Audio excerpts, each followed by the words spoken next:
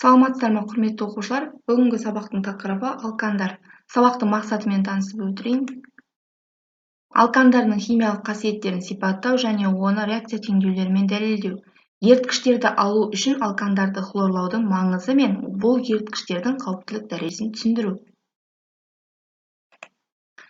Жаңа тақырыпты бастамас бұрын өткен тақырыпты қайталау үшін сұрақтарға жауап берейік. Ол үшін мен сіздердің WhatsApp группаларына жіберген ссылкаға кіріп,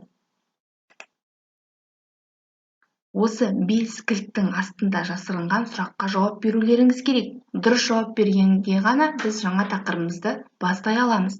Бірінші сұрақ. Органикалық заттарда көміртектің валенттілігі 4-ге тең. Бұл сұраққа жауап жазады. Мына тақтайшаны айналдыру арқылы бұл сұраққа кімнің жауап беретінін анықтайтын боламыз. Бірінші сұраққа жауап береді Алихан. Жауабыңызды жаза қойыңыз. Жазғаннан кейін мына кілтті басыңыз. Дұрыс. Құрамында көміртек кіретін заттар органикалық заттар деп аталады. Бұл сұраққа жауап береді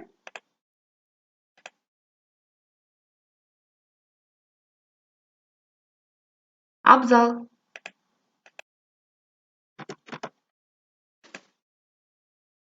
Жақсы. Келесі сұрақ. Ациклді қосылыстарды алифатты қосылыстар деп те атайды. Бұл сұраққа жауап береді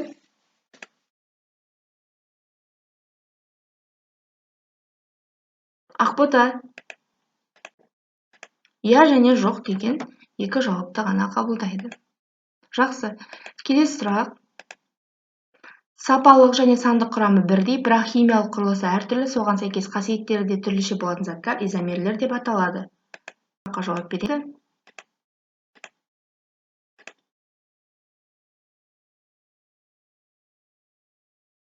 Сымбат. Жауап жаза қойыңыз. Жақсы.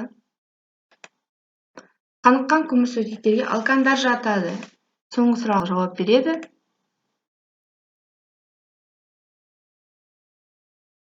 Райхан. Өте жақсы, жарайсыздар. Ендеше жаңа сабағымызды бастаймыз.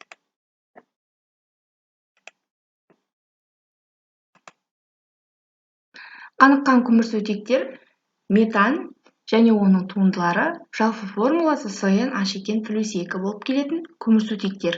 Қаныққан көмірсутектер алкандар, яғни табиғатта кеңінен таралған, олар тас көмір шахталарында кездеседі. Олардың алғашқы өкілі метан, шалшық газы деп аталады, түссіз, иіссіз, ауадан жеңіл. Құрылысына келетін болсақ, метан құрамында көміртек атомы қозған күйде 4 валентті, себебі 4 дара электрондары болады. Гибридтелу типі sp3, 1s, 3 p орбиталға қатысады. Пішіні тетраэдрлі тәрізді. Физикалық қасиетіне келетін болсақ, алғашқы метаннан бутанға дейін газ, С5H12 пентаннан С15H32-ге дейін сұйық заттар, С16H34-тен бастап қатты заттар.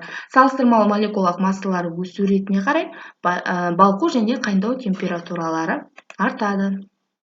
Химиялық қасиеттеріне келетін болса, алкандардың реакцияға түсу қабілеті төмен, себебі олардың араларында дара ғана байланыс, қаныққан байланыс.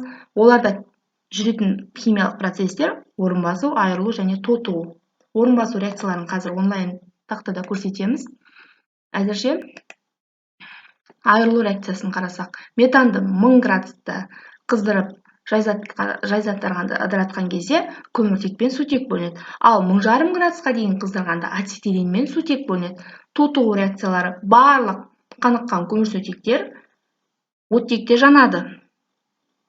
Толық тотығу және жартылай тотығу жүзеге асады. Толық тотыққан кезде көмірқышқыл газы мен су бөлінеді. Ал жартылай тотыққан кезде СО мен H2 бөлінеді. СО, H2 бізде синтез газы деп аталады. Енді біздер орын басу реакциясын жазып көрейік. Сіздердің WhatsApp-ларыңызға мен ссылка жіберген болатынмын.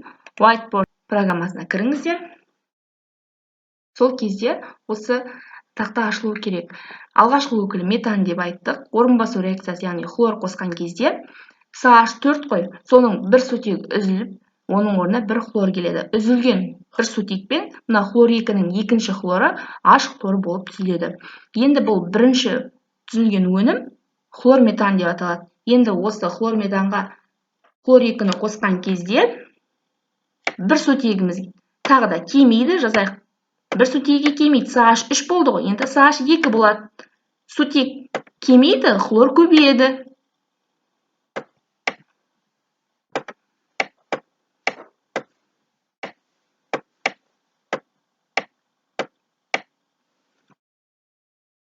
Үшіншісінде де дәл солай, CH2 хлор 2-ге хлор 2 қоссақ, дихлорметан, бұның аты тетрахлорметан, яғни мынау түзіледі. Ең соңғы CH хлор 3 түзіледі. Сіздер мен WhatsApp-қа жіберген группаға, мен WhatsApp-қа жіберген ссылкаға кіріп, группада бар, иә? Осы соңғы теңдеуді аяқтаңыздар. Кім қосылғаны маған көрініп тұрады. Сымбат қосылған екен. Сымбат, ең соңғы теңдеуді аяқтауымыз керек. Тағы да оқушылар қосыламыз. CH хлор 3-ге хлор 2 қосқанда қандай өнім түзіледі, жазамыз. Сутектің саны азайып, хлордың саны көбеюі керек.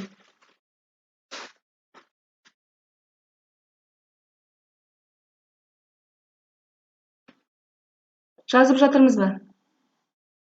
Оқушылар?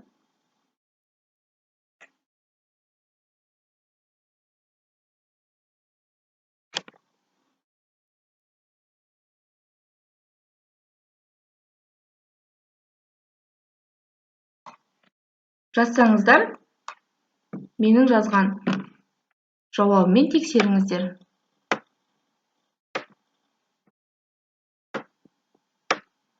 С хлор 4 плюс H хлор. Бастапқы CH4-міз С хлор 4-ке айналды. 4 сутектің орнын 4 хлор келіп басты. Кім жазды мына жерде бізде? Өте жақсы, сымбаттар жазған екен. Өте жақсы. Енді бұлардың қолданылуына келсек, жалпы алкандар бізде отын ретінде қолданылады, еріткіш алуда қолданылады. Ең соңғы өнім тетрахлорметан бізде өрт сөндіруде қолданылады, медицинада, парфюмерияда жалпы хлорметаннан бастап қолданылады. Бірақ оларды қолданбас бұрын біздер оның улы екенін ескерген жөн, және оларда міндетті түрде қауіпсіздік ережелерін білуіміз керек. Олармен жұмыс жасаудың ережелерін білуіміз керек.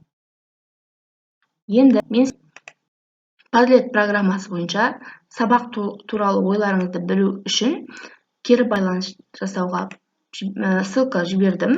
Сол ссылкаға кіріп, бүгінгі сабақ туралы ойларыңызды жазып өтсеңіздер. Жазып болсақ, жазылсақ, мен сол программаға кіріп өтейін. Әбілмансұр, Айхан, Алия, түсінікті, алкандардың жалпы формуласы, оларға мысал келтіргенсіздер, иә? Өте жақсы. Енді үйге тапсыр. Мен сіздерді қазір 4 топқа бөлемін. Бұл ешқандай менің бөлгенім емес, бұл өзі программаның бөліп бергені.